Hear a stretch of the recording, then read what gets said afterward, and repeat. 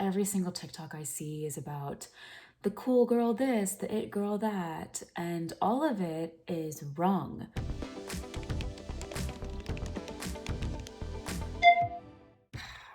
I've been thinking about, how can I help? How can I help the masses? How can I give the people what they want? And so I'm gonna tell you guys how to become the it girl, how to truly exude that effortless cool or whatever the hell you people think a blazer and a statement necklace is going to do for you. Because it's always the same 5 things. They say, oh, if you get this blazer and you do your makeup in the clean girl way and you slick back your hair into a bun and you do this, that, and the other, then surely you will emulate that cool girl, it girl style. But the problem with that is once everyone is doing that, which by the way, everyone is,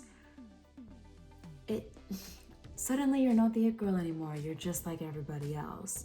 And this goes for everything. This goes for every single one of these it girl lists. As soon as someone classifies something as an it girl object and that video goes viral, it ceases to become the cool it girl thing because it's being done by everybody. The whole point of the it girl being the it girl is because of how unique she is.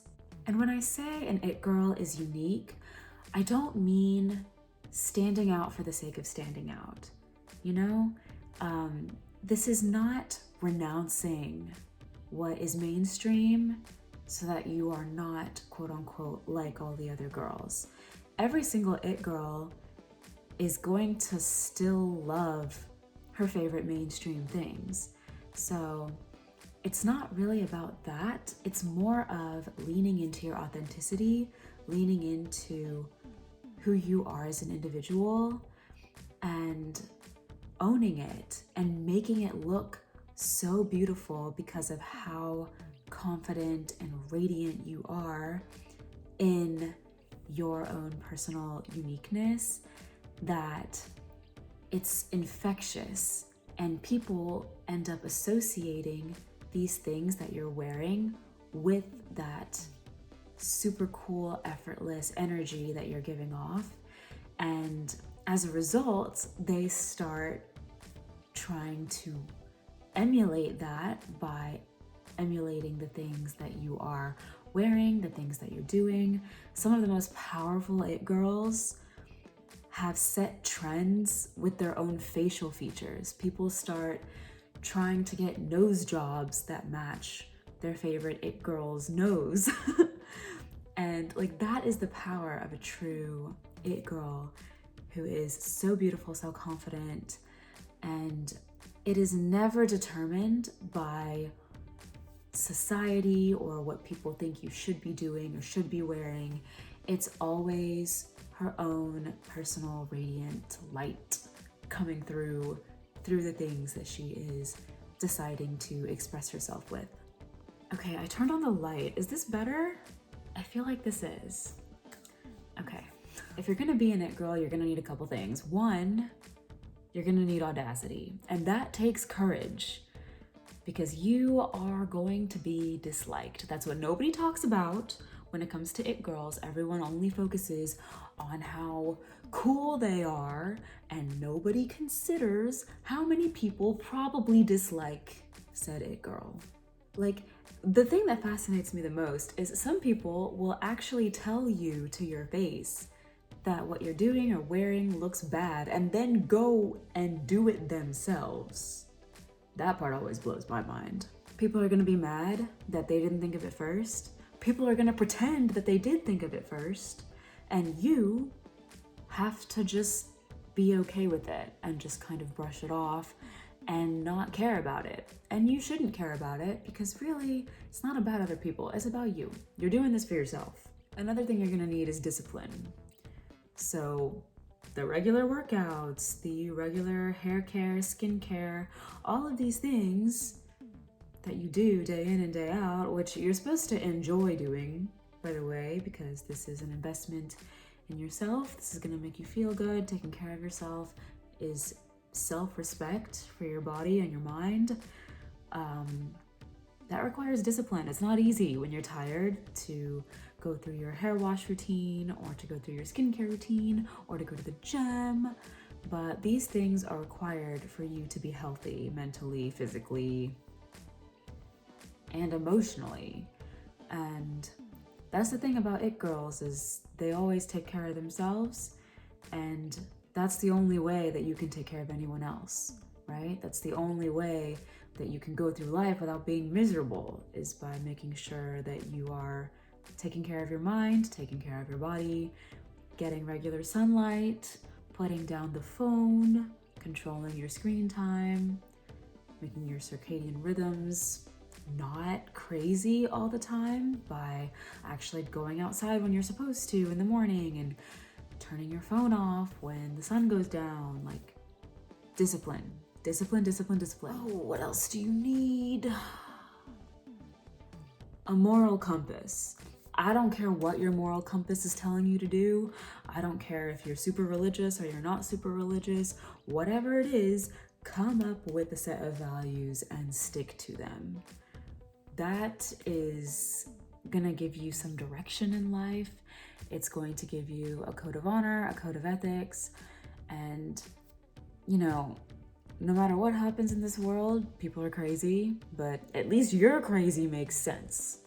So come up with that. Read it every morning if you have to, as you get into the habit of following a set of guidelines for yourself, because I know things get messy out here, and you have to make sure that your conscience is clear. It girls do not care about what other people think of them.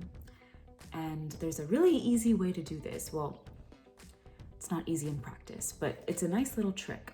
I call it the list theory. Basically, you're gonna take your phone or open up a little note document or just write it on a piece of paper if you want to. Make a list of everything you care about. It's gonna be a pretty short list. You would be surprised at how many things you don't actually care that much about. So number one on this list should probably be your physical health, mental health, spiritual health, whatever. And number two, your friends, your family. Any people on this list need to be listed by name. Write out their names, the people you care about the most. And maybe your career, your hobbies, whatever it is. And for me personally, that's the end of my list. And if something happens in your life, something bothers you, someone yells at you, someone's mean to you, are they on this list? No? Then you don't care. If it's not on the list, you don't care. Oh, this thing happened or whatever, and you're sad about it. Does it have anything to do with what's on your list? No? Well, guess what?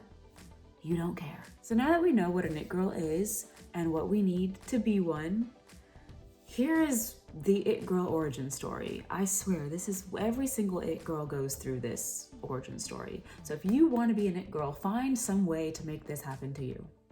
So she starts out on Pinterest. She's got different aesthetics, she's got different boards, and she tries to recreate these aesthetics and boards in her life. And it's very copy-paste. It's trying to recreate outfits piece for piece. It is just trying to recreate experiences, trying different poses with her friends.